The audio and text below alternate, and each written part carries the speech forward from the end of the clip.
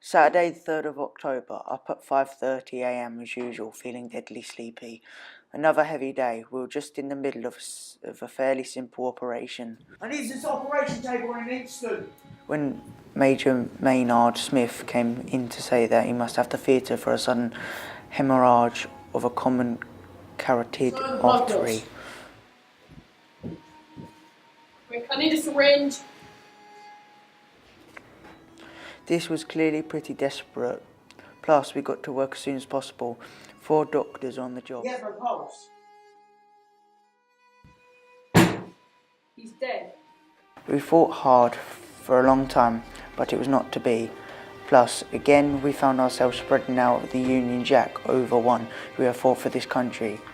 In his case, he had been precarious, as we had to amputate one leg, remove the patella of the other a few days ago. At the same time, he was suffering from a badly erupting wound on his arm/wrist, another in the chest, plus one in the neck. Yet still all this trouble when we got him on the table. We're taking off his shirt, nothing would do much but lend a hand.